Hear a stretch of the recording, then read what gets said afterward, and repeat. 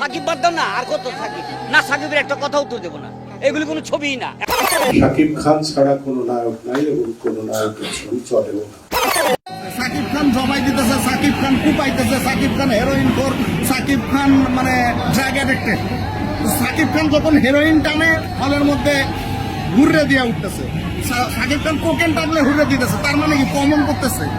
ভাইয়া তুমি কি বোধাই মুভিতে কাটাকাটি মারামারি থাকবে না তো কি থাকবে, চুম্বাচুম্বি থাকবে? বিষয়টাকে বোঝার চেষ্টা করো। এখন 2025 সাল চলে, সেই 1999 সাল না। তুমি যদি এই সময় এসে সেই 1999 সালের যাত্রাপালা চাও, মুভি নামক যাত্রাপালা, তাইলে কি বিষয়টা হবে? হ্যাঁ, হয়তোবা তুমি একা চাইতে পারো, এটা একান্তই তোমার ব্যক্তিগত ম্যাটার বা তোমার একান্তই ব্যক্তিগত চয়েস, বাট অন্য পাবলিক চায় না। যদি চাইতো তাইলে এখনো সেই 1999 সালের যাত্রাপালার মতো, মানে মুভি নামক যাত্রাপালার মতো মুভি রিলিজ দিত। অনেক নায়ক আছে যাদেরকে নিয়ে মুভি রিলিজ দিত, দেয় না। কেন দেয় না? পাবলিক দেখে না, চায় না, দ্যাটস ওয়াই দেয় না রিলিজ। বিষয়টা বুঝতে হবে। যেখানে পুরো বিশ্বের সাইফাই অ্যাকশন থ্রিলার মুভি নিয়ে ব্যস্ত, আর তুমি যদি সেখানে এখন বর্তমানে এসেও সেই 1999 সালের মুভি নামক যাত্রাপালা নিয়ে ইচ্ছা পোষণ করো, এই মুভির ব্যাড রিভিউ দাও, তাহলে তো ওয়ান কাইন্ড অফ বিষয়টা ওইভাবে ধরা যায় পার্সোনাল রেস বা পার্সোনাল শত্রুতা, যাতে এই মুভির ব্যাড রিভিউ শুনে পাবলিক হলে না যায়।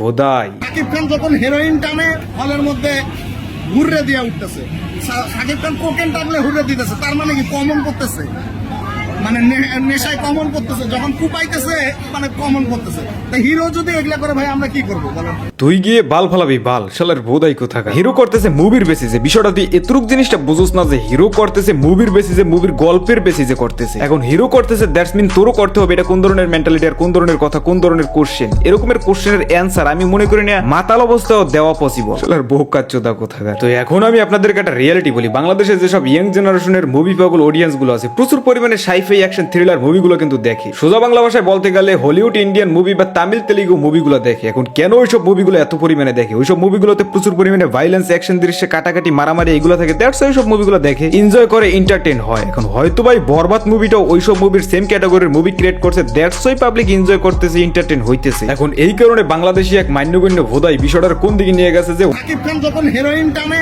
হলের মধ্যে ঘুরে দিয়ে উঠতেছে, সাকিব খান কোকেন টানলে ঘুরে দিতেছে, তার মানে কি কমন করতেছে, মানে নেশায় কমন করতেছে, যখন কুপাইতেছে মানে কমন করতেছে।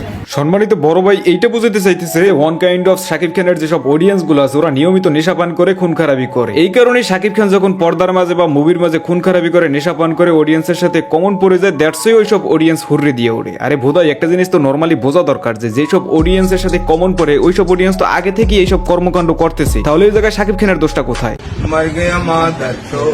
যাই হোক ভাই, এটা বাংলাদেশ, এই জায়গায় ভালো কিছুর কোনো খাওয়ার নাই। একটা মানুষ যদি ভালো কিছু করার চেষ্টা করে বা একটু উপরে ওঠার চেষ্টা করে, তার পিছ থেকে টেনে হিচড়ে ধরে। So hey guys, welcome back. I hope কি আপনারা সকলেই ভালো আছেন, এন্ড আমি আলহামদুলিল্লাহ গাইস। ভিডিওতে হিজরা ফলাফানদের মতো সাবস্ক্রাইব করতে বলি না বলে আজকে আমার এই অবস্থা। সো এইভাবে যদি চলতে থাকে তাহলে মনে হয় না বেশি দিন ইউটিউবে থাকা হবে। এখন যদি আপনারা ভাবেন যে এটা সিম্প্যাথি, তাহলে ভাই কিছু করার নাই। হ্যাঁ, এটা সিম্প্যাথি, আমারও পেট আছে। যাই হোক, এখন আসি মেইন টপিকে। আমি ভিডিওর ফার্স্টে 3টা ক্লিপ লাগাইছি, 3টা ক্লিপের একটা ক্লিপ অলরেডি ক্লিয়ার, এন্ড 2টা ক্লিপ আছে, 2টা ক্লিপ আমি এখন ক্লিয়ার করবো। যে সাকিব বাদ দাও না, আর কত সাকিব না, সাকিবের একটা কথা উত্তর দেবো না, এগুলি কোনো ছবিই না।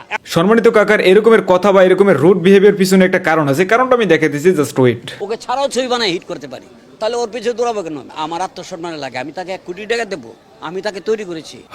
বিষয়টা এখন আমি একটু এক্সপ্লেন করে বলি। শাকিব খানকে হয়তো বা সে নায়ক বানাইছে, বা শাকিব খান যখন ওইভাবে জনপ্রিয়তা পায় নাই বা এইভাবে আর কি পরিচিতি পায় নাই, তখনকার শাকিব খানকে নিয়ে সে কয়েকটা মুভি ক্রিয়েট করছিল বা মেক করছিল। হয়তো বা ওই মুভির মাধ্যমে বা তার মাধ্যমে শাকিব খান জনপ্রিয়তা লাভ করছে। এখন এই কারণে শাকিব খানকে সে তার বর্তমান কোনো মুভিতে 1 কোটি টাকা দিয়ে নেবে না। হয়তো বা শাকিব খান ফার্স্টের দিকে অল্প কিছু টাকায় তার সাথে মুভি করতে রাজি হয়েছে বা মুভি করছে বা ছবি মেক করছে। এখন বর্তমানে শাকিব খানের বাজার মূল্য বা পারিশ্রমিক বেশি হওয়ায় সে শাকিব খানকে নিয়ে কোনো মুভি করবে না। ভাই নরমালি একটা জিনিস বোঝা দরকার, একটা বাড়ি ধরেন বর্তমান বাজারে আপনি বিক্রি করছেন 10 টাকায়, এখন সেম বাড়িটাই আপনি 10 বছর পরে এসে যদি 10 টাকায় কিনতে চান, তাহলে কি হবে? যুগের সাথে তালের সাথে তাল মিলিয়ে বা পৃথিবীর রীতিনীতি অনুসারে সবকিছুরই দাম ওড়া নামা করে, আপ ডাউন হয়। বিষয়টা বুঝতে হবে। তা না করে তোমার যদি মাইন্ডে বাজে, তাহলে তুমি তোমার মাইন্ডে নিয়ে পোদমারা খাওয়ার তোমার মতো ডিরেক্টর বর্তমানে ছবি করার যোগ্য না। কারণ তোমাদের ডিরেকশন দেওয়া মুভিগুলো বর্তমানে ওয়ান কাইন্ড অফ বলা যায় যে আলিফ লায়লা বা যাত্রাপালা, এইসব যাত্রাপালা এখন বর্তমানে কেউ চুদেও না পারা। যাই হোক, এই ছিল আজকের ভিডিও। এন্ড কাজী হায়াতের ক্লিপটা আই থিঙ্ক ক্লিয়ার করা লাগবে না, কারণ ওই ক্লিপটা ওরকমের মেজর না। সো এই ছিল আজকের ভিডিও। তো দেখা হচ্ছে নেক্সট কোনো ভিডিওতে। ততক্ষণ সবাই ভালো থাকেন, সুস্থ থাকেন, সাথেই থাকেন। তারপর যদি কাজী হায়াতকে নিয়ে ভিডিও লাগে অবশ্যই কমেন্ট করেন। যাই হোক।